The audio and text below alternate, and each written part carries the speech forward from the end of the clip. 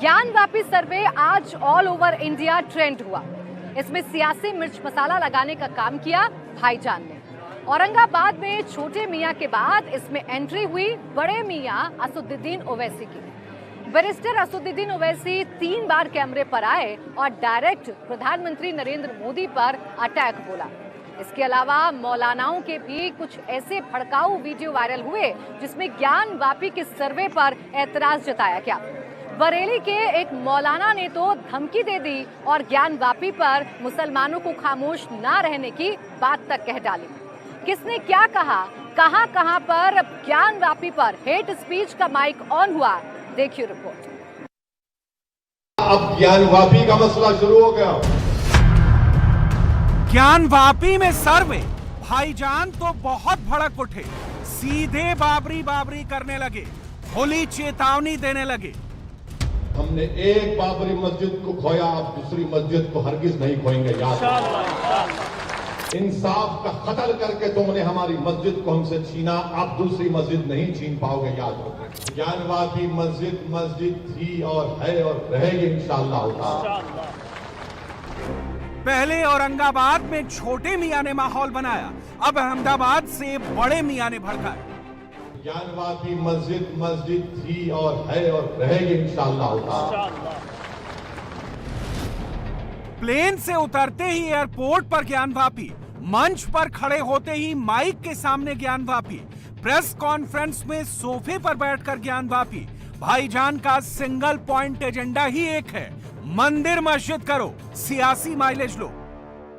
कुतुब मीनार में आप जाकर वो करते हैं, कुव्वतुल इस्लाम मस्जिद में तमाशा करते हैं, मथुरा में आप करते हैं। क्या करना क्या चाह रहे हैं आप? सरकार में आप है ना, मैं नहीं हूं। आपका काम है कि कानून का पासो लिहाज रख के कानून पर अमल हो, जो बीजेपी नहीं कर रही है। और दूसरे पार्टियां तो कोशिश ये कर रहे हैं कि मोदी से बड़ा कोई हिंदुत्व का लीडर कौन है, इसीलिए कंपटीशन हो रहा है। ज्ञानवापी वाले टेप का रिमोट सिर्फ ओवैसी ब्रदर्स के हाथ में नहीं है, देश के कोने कोने में हेट स्पीच वाला टेप ऑन है।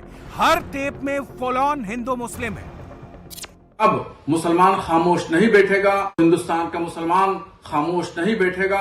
मैं उन कीड़ों से बार बार ये कहता हूँ, तुम तलवारें उठा करके मस्जिदों के बाहर लहरा करके डराते हो, उस कौम को डरा रहे हो जो 1400 साल से करबला सुन रही है। दुश्मन के इरादे को मिट्टी में मिला देते हैं और शरीयत के मसाइल पर न गुस्ताखियां करना, शरीयत के मसाइल पर न गुस्ताखियां करना। हम नामे अली लेके मैदान हिला देते हैं, हम नामे अली लेके मैदान हिला देते हैं। अगर उत्तर प्रदेश वाले ये गलती न करते तो आज ये दिन हमें देखना पड़ते। ये होगा और कोई बात नहीं, इन चीजों से घबराना भी नहीं चाहिए। फ़इन्न मअल उस्रि युस्रा, आज परेशानी है कल आसानी आएगी, कल इंशाअल्लाह आसानी होगी। पीछे मुड़ के नहीं देखना चाहिए, जो हुआ वो हुआ।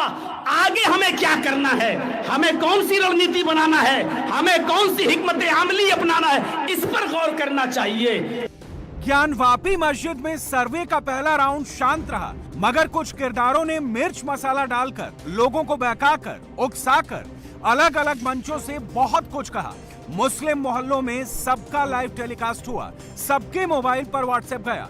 किसने क्या कहा, आज एक एक करके आपको सबकी बातें सुनाएंगे। शुरुआत इस शख्स से करते हैं। जनाब का वीडियो बहुत तेजी से फैल रहा है। नाम है मौलाना शहाबुद्दीन रजवी। ये बरेली के दरगाह आला हजरत के प्रवक्ता हैं। ज्ञानवापी का जिक्र करके इन्होंने खुल्ला मुसलमानों को भड़काया है।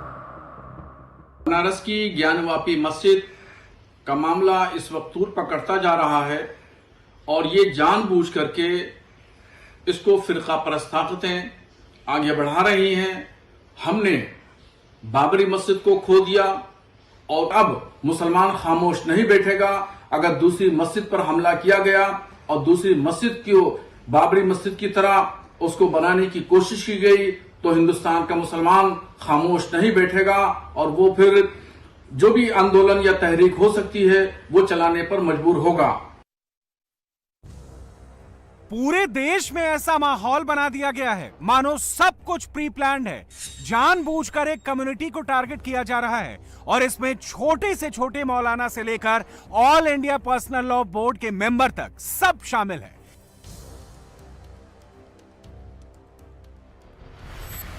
इन्हीं में से एक नाम सज्जाद नोमानी का भी है। इस्लामिक स्कॉलर हैं, मुस्लिम पर्सनल लॉ बोर्ड के प्रवक्ता हैं। इनका ये वीडियो भी घूम रहा है, आप भी सुनिए। सवाल जवाब वाले इस सेशन में इन्होंने क्या कहा।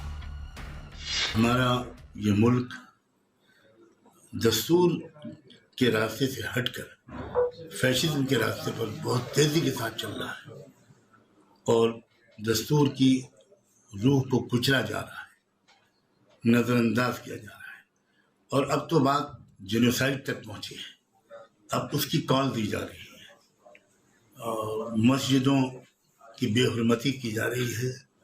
तरह तरह से अक़लियतों को, बिलखुसूस मुसलमानों को बहुत ज़्यादा हरासा और परेशान और खौफजदा करने की कोशिश की जा रही है। सिर्फ लोकेशन चेंज होता है, मौलाना और मुफ्ती ब्रिगेड का रिएक्शन सेम टू सेम रहता है।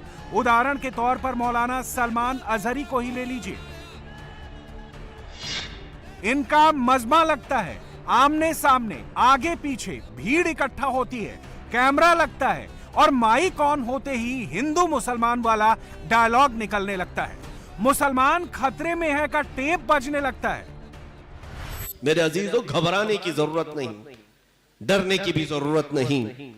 हालात खराब हैं और ये आज जिस तरह से रोना रोया जा रहा है, हालात बड़े सख्त हैं, खराब हैं। मैं कहता हूं 1400 साल से हमारे लिए हालात अच्छे हुए ही कब थे? अच्छे हुए ही कब थे? पिछले चंद सालों से एक ट्रेंड जो चला हुआ है, ऐसा लगता है कि हिंदुस्तान में सिर्फ मुसलमान ही है और कुछ नहीं है। सारे मीडिया चैनल में सिर्फ मुसलमान ही है। कभी कभार ये सुनकर फख्र भी होता है कि अल्हम्दुलिल्लाह हमारा ही हमारा है, जिक्र जहां देखो हमारा ही हमारा है। 24 घंटे उनके पास टॉपिक कुछ नहीं, अजान ही अजान है, बुरका ही बुरका है, हलाल गोश्त है। इन सब बातिल चूंटियों से डरने की जरूरत क्या है? अगर हमारी आजमाइश होनी है तो मौला की मर्जी से होगी। अगर रब तबारक व तआला की मर्जी होगी तो आजमाइश होगी, और मौला अगर ना चाहे ये हजारों ताकतें मिलकर के हमारा बाल भी नहीं निकाल सकेंगे। सलमान अजहरी साहब ऐसी धार्मिक तकरीरों में पॉलिटिकल स्पीच देते हैं। इंटरेस्टिंग बात यह है कि मौलाना साहब बाकायदा ये भी कहते हैं कि वो भड़का नहीं रहे, मगर फिर थोड़ी देर में इनका टोन बदल जाता है। तकरीर में बहकाने और भड़काने वाले टेक्स्ट फिट हो जाते हैं। कुछ देर की खामोशी है फिर शोर आएगा, कुछ देर की खामोशी है फिर शोर आएगा। आज तुम्हारा वक्त है, कल हमारा दौर आएगा इंशाअल्लाह।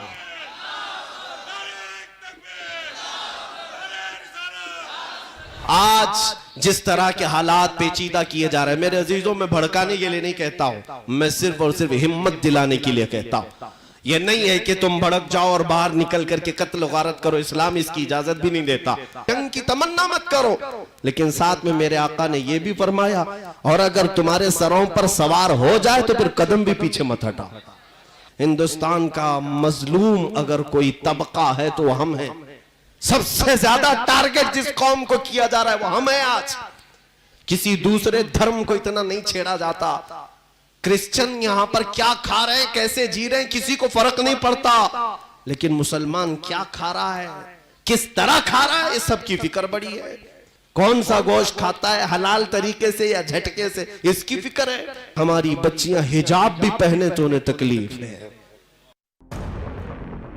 धार्मिक तकरीरों में हिंदू मुस्लिम करने वाले मौलानाओं की वैसे तो लंबी चौड़ी फौज है। सोशल मीडिया पर सबके लाखों फॉलोअर्स भी हैं, मगर दो नाम जो सबसे ज्यादा चर्चा में रहते हैं वो है मौलाना अब्दुल्ला सलीम और जर्जेस अंसारी का। जब से ज्ञानवापी मस्जिद, अजान, लाउडस्पीकर, हिजाब जैसे मुद्दे गर्म हुए हैं, तब से इन दोनों की अग्रेसिव स्पीच वाले कई वीडियो वायरल हुए हैं। उदाहरण के तौर पर जर्जेस अंसारी और अब्दुल्ला के ये बयान सुनिए। एक सेकंड के लिए आपको यही लगेगा कि दोनों सीधे सीधे लोगों को उकसाने वाली स्क्रिप्ट पढ़ रहे हैं, और ये सब कुछ फ्रीडम ऑफ एक्सप्रेशन के नाम पर हो रहा है।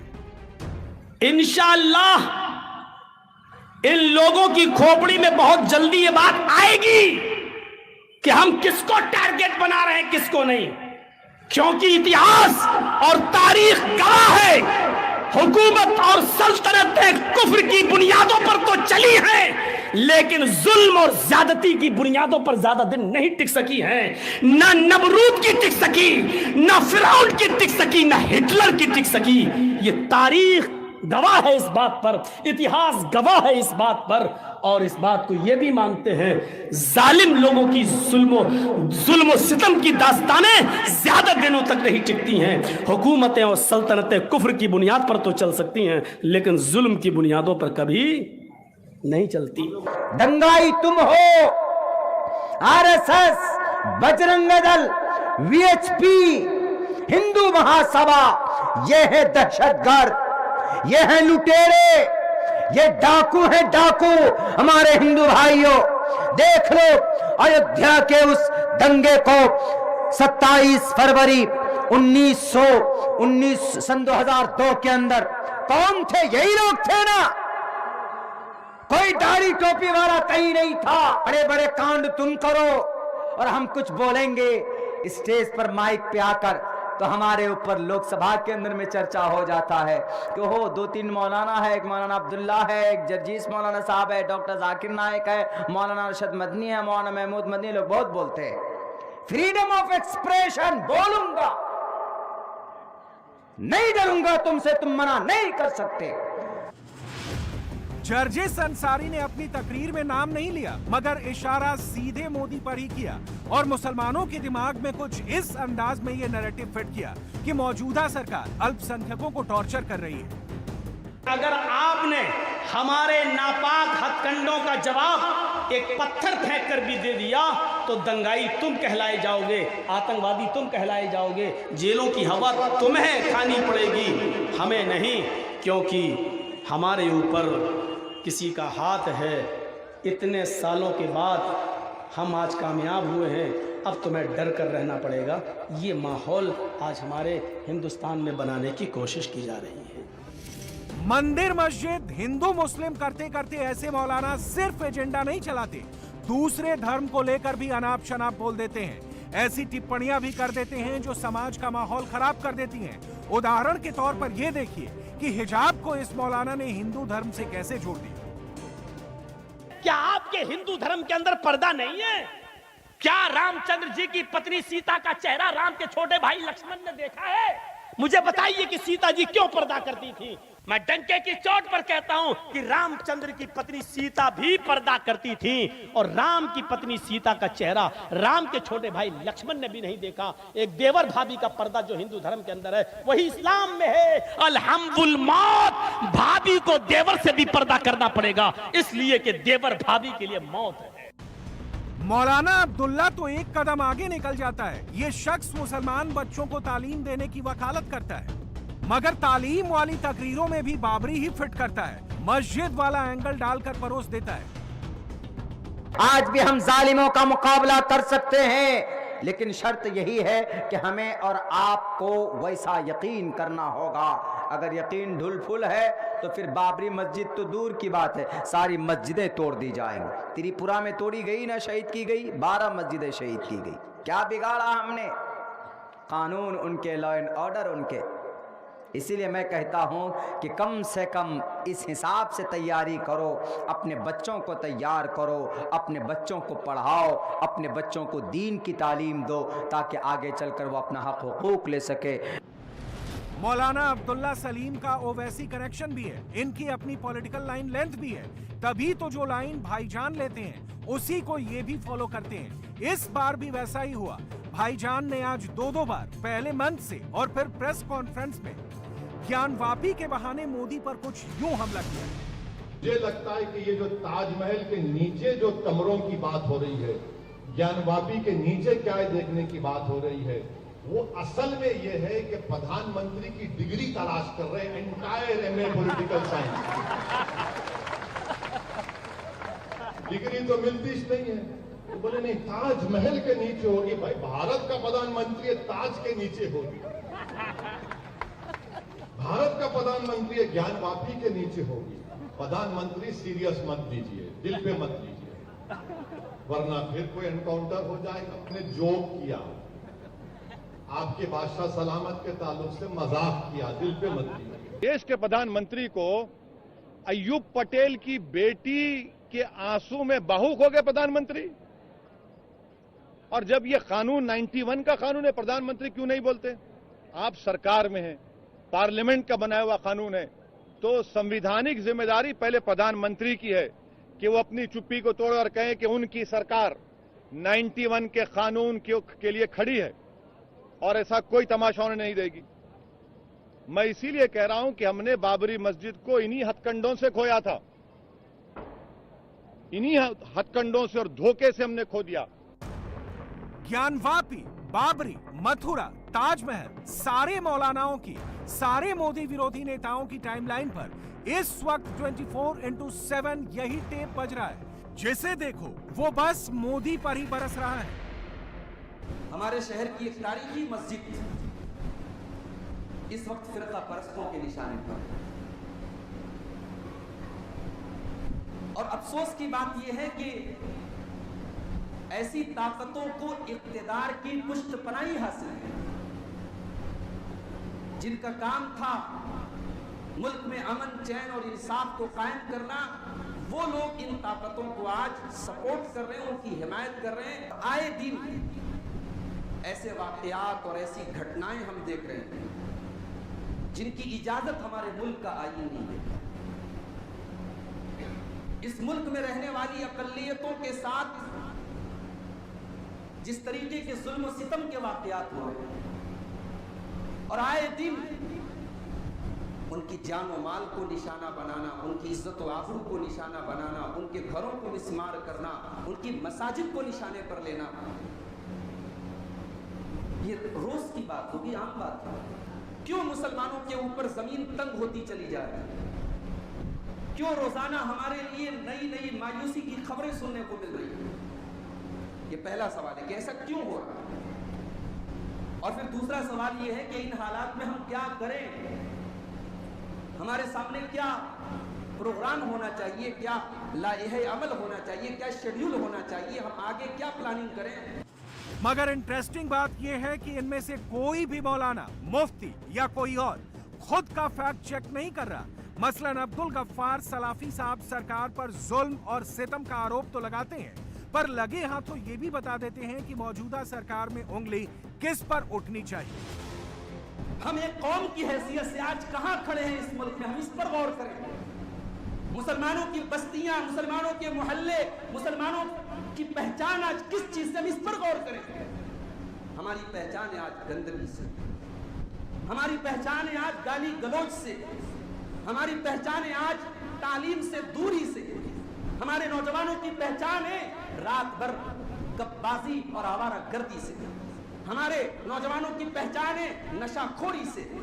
और आज हमारी एक कौम की हैसियत से आज हमारी पहचान इस मुल्क में सबसे करप्ट कौम की हो चुकी है। कारोबार में हम करप्ट हैं, अखलाक में हम करप्ट हैं, और हुकूमत में भी अगर हमको पावर मिल जाए तो सबसे बड़े बेईमान और सबसे बड़े रिश्वतखोर और सबसे बड़े हम और हमारी कौम के लोग। इंडिया टीवी हर वक्त हर जगह डाउनलोड करने के लिए सर्च करें India TV news Google play store या ऐप स्टोर पर।